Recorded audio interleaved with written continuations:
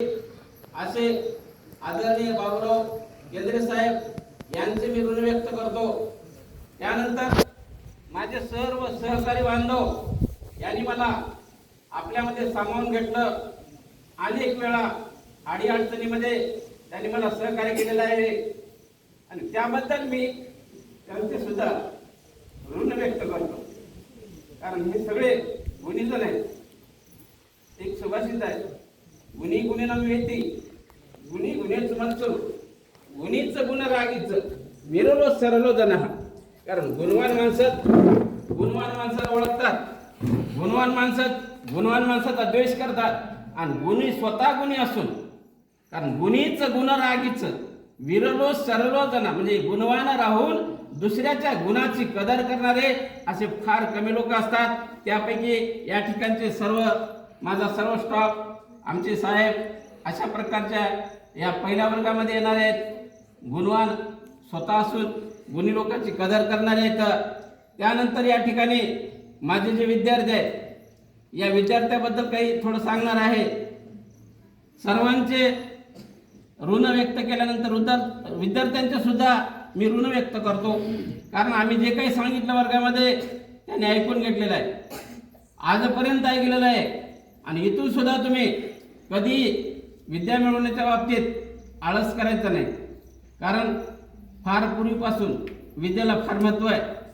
आपल्या संस्कृतीमध्ये अनेक सुभाषित आहेत, विद्वान सर्वत्र पूज्यते। कारण स्वदेशी पूज्यतो राजा, विद्वान सर्वत्र पूज्यते। राजाला त्याच्या स्वतःच्या देशामध्येच मान असतं। पहिलं खूप जनपद होते म्हणून छोटे छोटे राज्य होते, पण एका राज्याला दुसऱ्या राज्यात ओळखत नाही, पण विद्वानाला सर्वत्र ओळखतात। म्हणून विद्या शिका, विद्या एक सर्वात मोठं धन आहे। कारण विद्याधन असं आहे, नच चोर हार्यम, नच राज हार्यम, नच भात्रभाज्यम, नच भारकारी, विद्याधनम सर्वधन प्रदान। कारण हे कसं आहे, भाऊ तुमच्या त्या धनाची वाटणी मागू शकत नाही।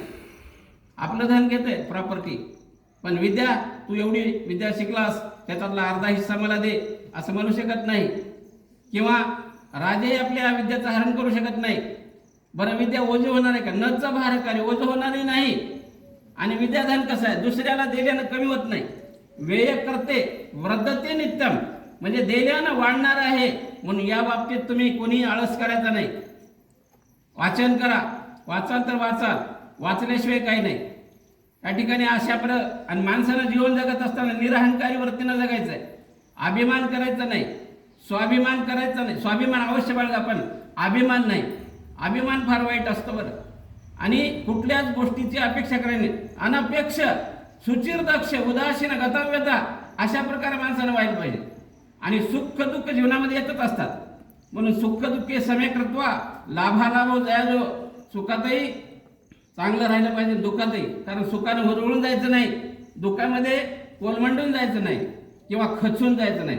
दुःखात जो स्थिर राहायचं माणसानं, अशा प्रकारचं जीवन जगायला शिका।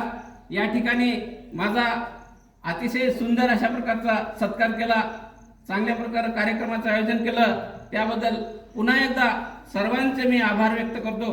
वेळ फार कमी आहे आणि म्हणून पुनश्च एकदा आभार मानून माझ्या वाणीला पूर्णविराम देतो।